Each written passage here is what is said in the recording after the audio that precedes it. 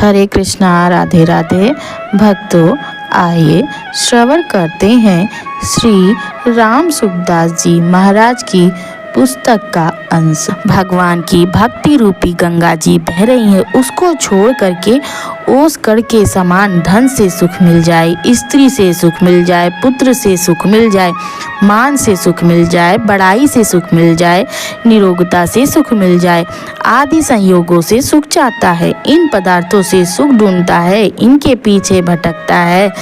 ये तो ओस की बूंदें हैं भाई, तरह तरह की चमकती हैं। थोड़ा सा सूर्य चढ़ा कि खत्म हो जाएंगी, सूख जाएंगी।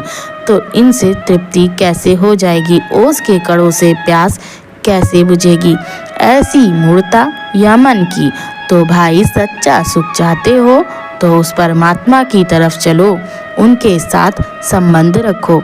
जैसे कोयला काला होता है तो वह काला कब हुआ? अग्नि से अलग तब काला हुआ। अग्नि में रहते हुए तो वह चमकता था, परंतु अलग हुआ तो काला हो गया। अब इसे कोई धोवे साफ करे तो इसका कालापन साफ नहीं होता। इसके लिए आता है, कोयला हो नहीं उजला, सो मन साबुन लगाए। सो मन साबुन लगाने पर भी उजला नहीं होता। तो कैसे हो कि यह जिसका अंश है, जिससे यह अलग हुआ है, उसी आग में रख दिया जाए तो चमक उठेगा। पर आग का अंगार लेकर लाइन खींची जाए तो वह भी काली ही खींची जाएगी, क्योंकि वह भी आग से अलग हो गया है। ऐसे यह जीव परमात्मा से अलग हुआ तब काला हुआ। अब उस कालेपन को धोने के लिए साबुन लगाता है कि धन हो जाए, मान हो जाए, बड़ाई हो जाए, आदर हो जाए तो हम सुखी हो जाएंगे। इससे सुख नहीं होगा। तो सुख होगा किससे? या अपने अंशी परमात्मा को अपना मान लेगा तो सुखी हो जाएगा, चमक उठेगा। आप थोड़ा सा विचार करो तो पता चलेगा कि लाखों अरबों मनुष्यों में से 2-4 मनुष्य भी सुखी हो गए क्या? धन से, मान से, बड़ाई से, बड़े बड़े मिनिस्ट्री जिनके पास हैं, क्या वे सुखी हो गए? बड़े बड़े धनियों से, बड़े बड़े विद्वानों से आप एकांत में मिलो कि आप सुखी हो गए हैं क्या? आपको कोई दुख तो नहीं? जो सच्चे हृदय से परमात्मा में लगे हैं उनको भी पूछो, तब आपको वास्तविकता का पता चल जाएगा। जो बाह्य स्पर्श है वे तो दुखों के कारण हैं। असली सुख की प्राप्ति के लिए क्या करें? भगवान को पुकारो, हे नाथ, हे नाथ, हम तो भूल गए महाराज। भगवान को याद दिला दो तो भगवान कृपा कर देंगे, फिर तो मौज हो जाएगी। श्री राम सुखदास जी महाराज कहते हैं, प्राणी मात्र के सुहृद परमात्मा के रहते हुए हम दुख पावे, बड़े आश्चर्य की बात है। महान आनंद स्वरूप वे परमात्मा हमारे खुद के हैं, कैसी मौज की बात है। पर यह अपने परमात्मा को छोड़कर परायों से प्रेम करता है।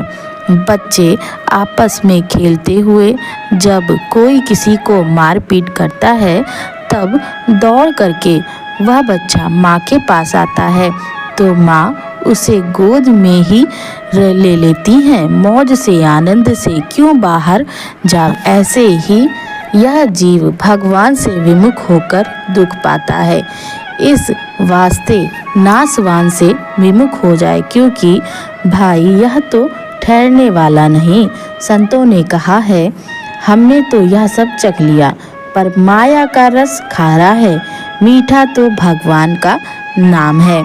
नाम लेकर पुकारो, हृदय से पुकारो, हे नाथ, हे नाथ, हे प्रभु। ऐसे प्रभु को पुकारो तो निहाल हो जाओगे। शरण आए बहुत सुख पायो। इस प्रकार संतों ने कहा है कि प्रभु के चरणों के शरण होने में बड़ा सुख है, असली सुख है। असली सुख से वंचित क्यों रहते हो? सबके लिए खुला पड़ा है यह नाम का खजाना। कैसा ही मनुष्य क्यों ना हो, पापी से पापी भी, दुष्ट से दुष्ट भी भगवान के सन्मुख हो जाए, करोड़ों जन्म के पाप नष्ट हो जाएं, क्योंकि पाप सब आगंतुक है और तुम परमात्मा के हो। इस वास्ते परमात्मा के हो जाओ। संसार की सब चीजें मिट रही हैं, अब उनको पकड़कर सुखी रहना चाहते हो। तुम खुद रहने वाले और या सदा मिटने वाला, तो मिटने वाले से कब तक काम चलाओगे? सोचते नहीं, विचार नहीं करते कि ऐसा सुख लेकर कब तक काम चलाओगे? भाई, घर में धान होता है तब तो रोजाना रोटी बनाओ मौज से, परंतु दूसरे से लेके थोड़ा किसी से लिया, थोड़ा किसी से लिया, ऐसा काम कब तक चलेगा? सुख लेते समय या तो सोचो कि लेकर करोगे क्या। जिस शरीर के सुख के लिए तुम लेते हो वह शरीर तो प्रति क्षण अभाव में जा रहा है बेचारा, इसके लिए सुख पाना चाहते हो। बड़े आश्चर्य की बात है। वहम यह हो रहा है कि हम जी रहे हैं, सच्ची बात है कि हम मर रहे हैं। पर अगर ऐसा कह दिया किसी को तो वह नाराज हो जाएगा कि हमें मरने की बात कह दी। अरे भाई, असली बात है कि हम हर दम मर रहे हैं। कल इस समय जितनी उम्र थी अब इतनी नहीं है। 24 घंटे उम्र कम हो गई। मृत्यु का दिन 24 घंटे नजदीक आ गया और यूं आते आते चट आ जाएगा वह दिन पता नहीं कब आ जाए। वह दिन अचानक आ जाएगा। कहाँ बैठे हो आप और हम मृत्यु लोक में बैठे हैं। यहाँ सब मरने वाले हैं, मरने वाले ही रहते हैं, मरने वालों की जमात है। कोई रहने वाला दिखता है क्या आपको? फिर आप अकेले कैसे रह जाओगे? भाई, संतों ने कहा है कि यहाँ की रिवाज यही रही है कि अब रिवाज कैसे मिटा दोगे? अनादिकाल से ऐसी रीति चली आ रही है।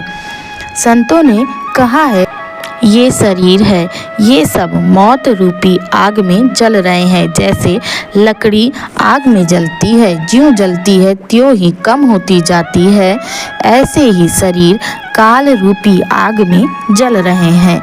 उम्र कम हो रही है परंतु दिखते हैं साबत।